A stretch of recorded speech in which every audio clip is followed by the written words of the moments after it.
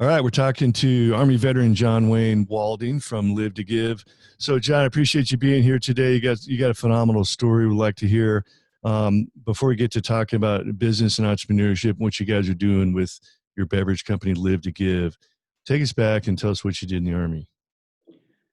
Well, Joe, thank you for having me today. It means a lot, for what you're doing to veterans and spreading the words. And so it really is, I never take the invitation lightly to have people come in and want to hear, I'm just a redneck from Groesbeck, Texas, man. And so the fact that you wanted to have me on, I appreciate that. And my military service was, it wasn't too long. It was only about 12 years. And majority of that I spent in the 3rd Special Forces Group. Started off on ODA 3336 and then lost my leg in 2008. Well, I didn't lose the leg. I had accountability of it, right? Army is a big deal on that. I was like, I got it, Sarge, right? It just didn't work anymore. But after the amputation, I became the first amputee to graduate Special Forces Sniper School. And so I worked at the Sniper Detachment after that, pretty much until I got out of the military in 2013. Wow, that's incredible. And I know I don't know how much you want to go into it, but I know you did end up losing your leg, and you're able to keep the fight going to the enemy for like 4 hours after that happened. So probably Right. probably a different time for a different story. I just wanted to throw that in there. So and there's a whole lot more to that story than you Yeah, mentioned. it was a long day at the office. I'll just give the bullet points real quick. About 15 Green Berets along with 60 Afghani counterparts went up to pretty much 250 Taliban fighters. And after 6.5 hours, 70 danger close air strikes, there were 2 Medals of Honor awarded, the Air Force Cross, 8 Silver Stars, 8 Purple Hearts, and we won. Yeah, and the best statistic is 0 American killed. That's the best statistic of them all. Wow, that's outstanding, incredible. Yeah. But thank you for sharing that. So, as it came time where it looked like you're gonna be medically retired out of the Army, talk about what your transition was like. I mean, you'd obviously had some phenomenal experiences in the Army, 12 plus years in the Army. What were things looking like for you as far as transition? Well, to be quite honest with you, Joe, it was terrifying, Yeah. right? As a not only a special forces soldier, but how about being a husband and a father of 2 kids? Mm-hmm. And I only have one leg, and a lot of baggage of being deployed, right? That Mm-hmm. comes with that, and to get out was something that was a very terrifying thing. How not only how am I going to walk, but how am I going to provide for my family, because I was the only source of income whenever we were in the military. My wife stayed at home, and she actually, to this day, actually still homeschools our kids. Mm-hmm. And I was very blessed and fortunate to have a lot of benevolent agencies helping us. I'm a very big advocate for, Green Beret Foundation, Sentinels of Freedom Program, a lot of these, which, by the way, which is what Live to Give is all about, right? Yeah. That's kind of where the genesis of all this started was, I know firsthand the true impact that these charities have on veterans and first responders' lives. And Sentinels of Freedom was the one for the transition that really was the quarterback that got me across the goal line and helped me get to Dallas, Texas, where I am now, and get into the house that I'm in, and provide me a network of people that just truly, no handouts, right? I wasn't sitting there with my handout saying, gimme, gimme, gimme, but the only thing that they gave me was opportunities. Wow. That's one thing I want veterans to know, that the world doesn't owe you anything, buddy. You signed up to serve, however, you do deserve an opportunity, and it's up to you to do the best with that opportunity, right? Mm-hmm. I think sometimes I'm not sure exactly what the situation was you were in. You had a lot of agencies helping you. Was it because they found you and you were willing to accept their help, or whether it was you went and found them because you were looking for help? But that's a very important point as far as veterans getting out in the transition process. Is there's a lot of agencies out there, a lot of great folks willing to help you, but sometimes you Right. have to go find them. Sometimes you Right. have to go ask for help, and then you have to be willing to accept their help. It doesn't mean you have to do this completely on your own. 100% right. Yeah. You You know, know, you're not looking for that handout. Even if it's a hand up, you still got to be looking for the hand reaching down to you, and you got to be willing to grab it and help yourself get up there. So, can you Joe, talk that's the a little bit perfect about? thing. It's not a handout. It is a hand up, right? Yeah. That's what these there are just a absolute vast majority of Americans that love what we do for our country, right? They love the fact that we serve, and they truly do want to help. And to your point, one of the most manliest things you can do is ask for help. And I really wish that in our community, the deal. It's pride is a heck of a thing, and you need to get over that and ask for help, Yeah. because at the end of the day, as a Green Beret, how does that transition into corporate America? It doesn't, on a resume, but problem solving and the work ethic that you have to be able to not only do what I did, but same thing what you did. That's what transitions, and people can help you learn that if you just ask. Exactly. So, talk a little bit about the first couple of things you got involved in, job wise or career wise, as you came out of the Army and went back to Texas. Yeah, so back to the transition, it was a terrifying thing, and I did move back to Texas, and it was I didn't roll right into a job, quite frankly. I had to, go out and find one. I did have a network that Sentinels helped me out with, but my wife and I, it was funny, we kind of got into an argument at one point because every morning I left the house. I didn't have a job, but I left. And she said, where are you going? I'm stuck here with the kids. And I said, babe, for my entire adult life, I did 6:30 PT, right? I got up and I went and I left the house. I said, I don't know where I'm going, but I'm going to keep moving. And at one point, it's going to find me somewhere. And that's exactly what happened. And, I met Chris Kyle, the American sniper, the Navy SEAL, Oh yeah. was murdered. I was the lead. I ended up being the lead instructor for his company. And from there, obviously working, and obviously after his death, I started my own company. I started a gun company called Five Toes Custom. I always say that was my middle finger to the Taliban. You take my leg, I'll name my company after it. And it did great. We had a place where we were hiring vets. I had a Navy guy and a Marine and two Navy guys working, Yeah. and I was fortunate enough to sell that, and that's whenever I started. Gallantry Global Logistics right now is a shipping company that our purpose is to hire vets, and why we're on here today. A friend of mine, Zach Smith, reached out to me about a product where when you buy something, you give half back to veteran first responder charities. And man, I was all in, and that's what ultimately became Live to Give. And Joe, I'm so excited to see the amount of good that we're going to do just by selling water. Think about that, right? Yeah. I always Interesting. like to say numbers that Smart Water sold $800 million in revenue last year. Uh-huh. Imagine if we gave half of that away, like what Live to Give's planning to do, right? Every bottle you buy from us, we're giving half the net profits to veteran and first responder charities. That's just what we're going to be all about. And I keep going, all the good that's going to happen with that. I'm just so excited to be on the team. Wow, that's awesome. Well, hey, we're gonna take a quick break for sponsorship, and we're gonna be right back. So stand by. Okay. All right, we're back talking with John Wayne Walding, Army veteran, and from the Live to Give beverage company. So, John, before the break, you were talking a little bit about how Live to Give got started. Take us back and tell us how you met Zach Smith and what that story was, where you guys came up with the idea for Live to Give. Well, I always like to say that Live to Give started with tacos. We're Texans and we love our tacos. And I was having tacos with a good friend of mine, David Baum, that he's the owner of Louisville Autoplex. And come to find out, that's where Zach bought his cars too. Uh, And, I firmly believe that God put us together, because Zach reached out to David and said, hey, let's go have lunch. He said, well, I'm having lunch with this Green Beret guy. You might want to meet him.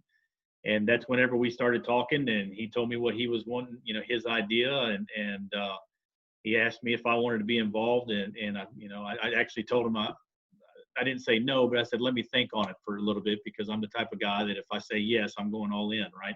uh-huh. And prayed about it, talked to my wife, and came back. And it's funny because whenever I came back to him to tell him I wanted to, partner with him in the company, he'd actually moved from Alabama to Dallas here, because after meeting me, he said, yep, that's the guy that we need to do this. So he knew, that we were going to do this. And You were in before you knew you were in. Yeah, yeah, he knew before I knew, and so that's whenever the work starts, right? We Oh yeah. were very fortunate that a good friend of mine is Larry Young. He's the former CEO of Dr. Pepper, and I asked Larry. I said, "Hey, man, you got an idea about this?" We went to lunch and we were actually thinking energy shots. The first time, and Larry was quiet. He said, "You know what? You need to do water. It's the cheapest to make. Everybody drinks it. It won't kill nobody." I said, Larry, that's why you've been doing this for 30 years, right? But we started doing water, and I think it was a great idea. It's reverse osmosis water with electrolytes and minerals added back, today. So it is the enhanced water. It's a Oh, great water. We want the consumer to sacrifice nothing. That's our job. That's what we're going to do. We're going to give you the same price, the same product. You just know whenever you move your hand 3 inches to grab our bottle Live to Give, that we're going to change lives. And it's been a heck of a road. There's a lot of learning that comes with dealing with brokers and buyers for different C stores and chains and things that yeah. on the battlefield we don't have to deal with. Right. Yeah. Can you talk a little bit about the business aspects of basically starting a bottled water company? Yeah, so it was a lot to learn. We a good friend of ours now, that Dave Evans, a Marine, great American. He's at Water Source One. We know we reached out to him through Larry's contact, and kind of has been our Yoda. Right? He's been showing us the ways of the force, and through that, finding the right co-packer, right, the right bottler that is going to be able to do that for us. And we were very, very fortunate enough to meet Sea Force Bottling Company, which is owned by Chuck Norris. So how cool is to say John Wayne's water is made by Chuck Norris, right? Wow. But they make water. They have their own water, which is more of a spring water. It's not like ours. So we do have a different product than them, and they've just been a great partner. And yeah, that's where we got where we are today. And I was doing a radio interview. At that time we were only on Amazon, which, by the way, we sell probably the worst product that you can on Amazon, because water is heavy and it's cheap, right? So you can't, nobody's going to spend. It really costs more to ship the product than it does to make it. Mm-hmm. And we were trying to get into C stores and other different, grocery and things of that nature. And I was doing a radio interview, and I said, man, it feels like it's easier to fight the Taliban than it is to get in a grocery store. And Andy, a guy that owns a few 7-Elevens, he heard me on that radio. He said, "You know what? We're going to give these guys a shot." And he gave us a call that day. And from that day to now, we're in over 100 7-Eleven stores, and we're in a lot of third-party stuff from gyms and dealerships and of that nature. And so we just got a great, success record. And this, by the way, it happened all through COVID. So the fact that we couldn't get into a lot of grocery stores because of COVID happening, we still did get into 100 7-Elevens and still there, right? That's the big deal. Uh-huh. And so we're excited to see where we go once the world kind of gets back to normal, and we can have these, line reviews and meetings that we're wanting to have in February, March, April. Yeah. So you guys just got started. You really officially got started probably somewhere around the first of this year then. Making water, yeah, November of last year is really when we had a bottle of water. There was honestly about a year and a half of process that went into this. Mm-hmm. We were very fortunate to raise the money that allowed us to do that, with some investors that we knew in the Dallas area. And so that for about a year and a half, it was all product design and where is it going to be and what's the logo going to be, what's the, all of the stuff that you have with the business, right? The charities, what charities are we going to deal with? It was very hard for us to find, quite frankly, a law enforcement and first responder, charity that's national. Is the one charity that does, that helps both firemen, EMS, and law enforcement. To find one was a lot harder task than we thought, but we did find one with Chive Charities. They were very they've actually been a great partner. We're very, very lucky to be partnered with them. They're doing great things, and so finding the charities was another big process. But yeah, November of last year really is when we had Bottle and Water and started hunting for business. Yeah. And as far as finding the charities and the nonprofits that are out there doing the right things, you said that was a hard process. So, I mean, because there's a lot of veteran and first responder nonprofits out there. You can't really swing a dead cat without hitting one. But you Mhm. talk a little bit about maybe um, what you found, looking under the hood in screening some of these nonprofits, as far as maybe they weren't being run properly, or how you vetted them to make sure you were finding the right ones. Yeah, and then, I'm glad you asked me that question because that's, transparency is what it's all about, right? That Hmm. if I don't have transparency to give you that faith that what we are doing is good, this is never going to work, right? And so I was very, very adamant about making sure the right partner. We had a lot of guidelines that we needed to meet. First one that had to be national. So we had, because of what we want to do, we wanted to make sure that we can help somebody in New York just like we can help somebody in Arizona, right? Hmm. And so that was one thing. We wanted to make sure that the overhead was below 15%. From the business side, you can't do anything for free. You got to hire people to work on the business. A charity is a business. A lot of people need to realize that. Right. And so we wanted to make sure that the overhead, all the goods and services, that products and services were 85% from what they gather is going back to the troops, right? We wanted to make sure that was happening. Um, and obviously it has to be in our wheelhouse. We can't we can't raise puppies for you, and we can't cure homelessness or anything like that. But if it's a veteran or first responder, so the three that we to that point we went with. Holds of Honor was a great organization that they're actually kind of neighbors to us. They have a chapter here in Dallas, and if you're not familiar with them, they give scholarships to children of the fallen and wounded. Yep. And so that was they're a great partner for us to have. We're very fortunate to be partnered with them. The Child Charities, like I spoke about, they were the law enforcement and fire and EMS. They do three things: veteran, first responder, and rare disease, kids with rare disease. And we work to deal with them to where all the monies that we contribute to them is going to go to the law enforcement, firemen and EMS side. And again, they're a national brand. They're a great thing. And then Task Force Dagger was another one that we were very, very fortunate to get involved with. They're a little lesser known, but they're the 911 for special operations. Hmm.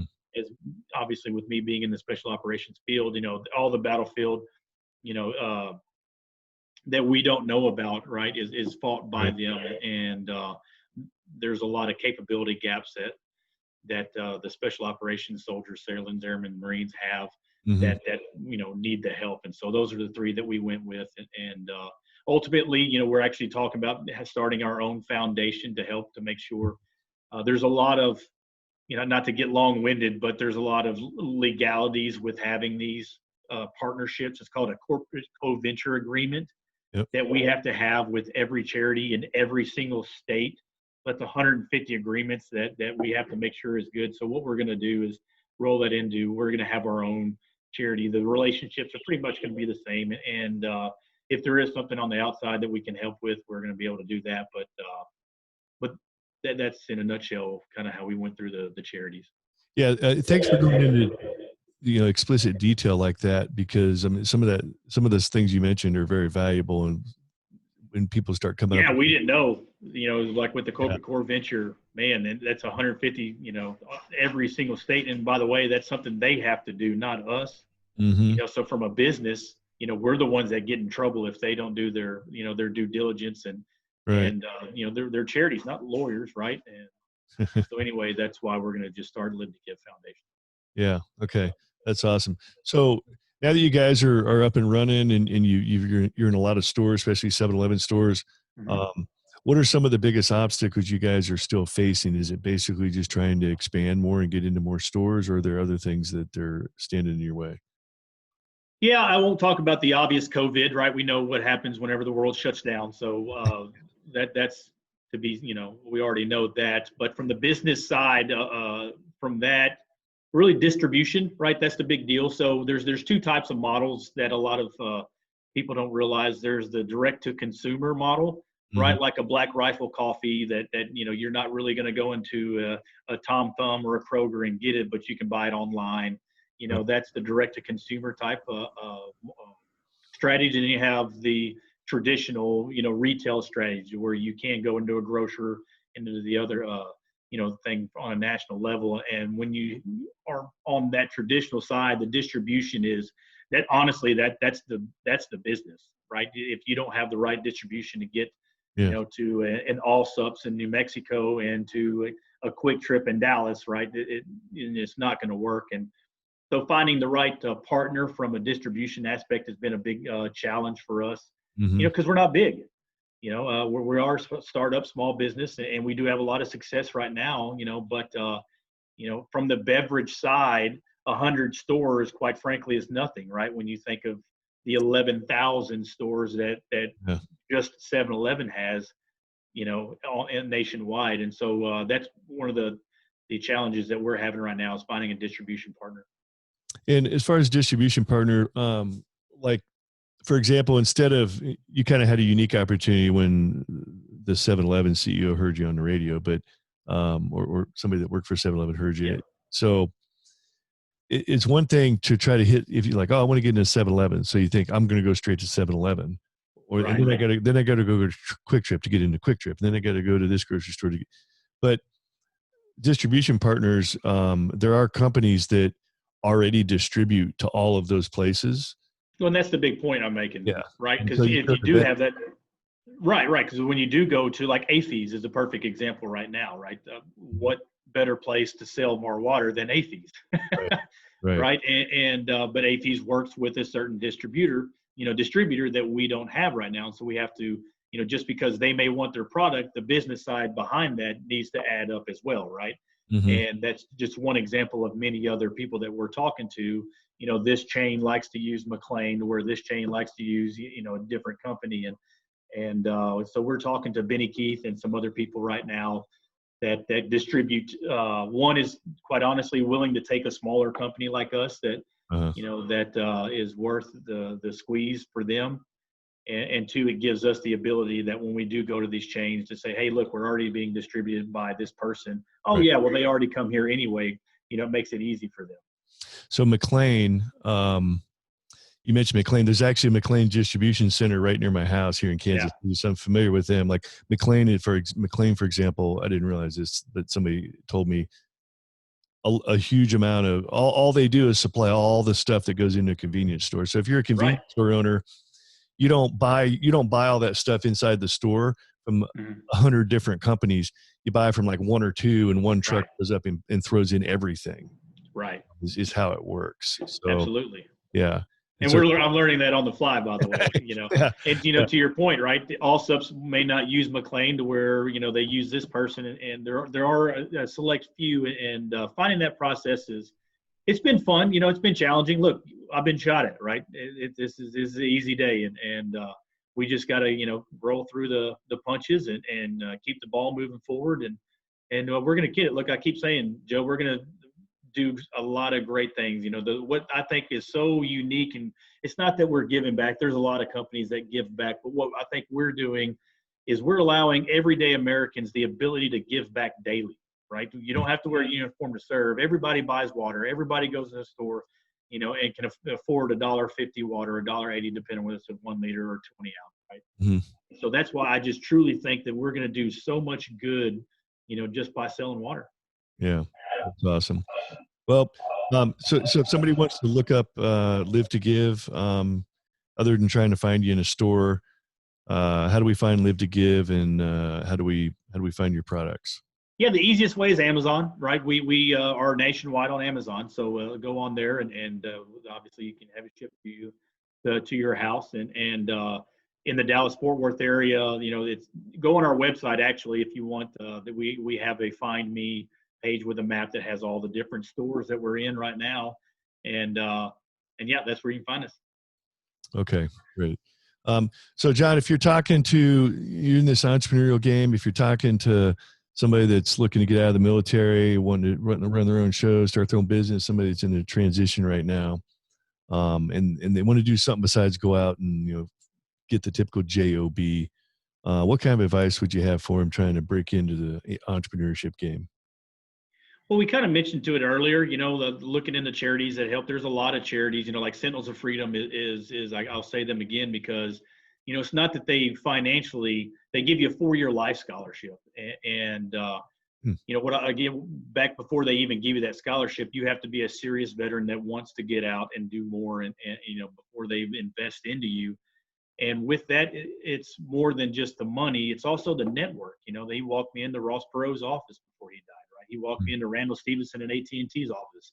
When I moved into Dallas, there was the chief of police, the dean of Collin College, the Homeland Security director, a big slew of people in that community.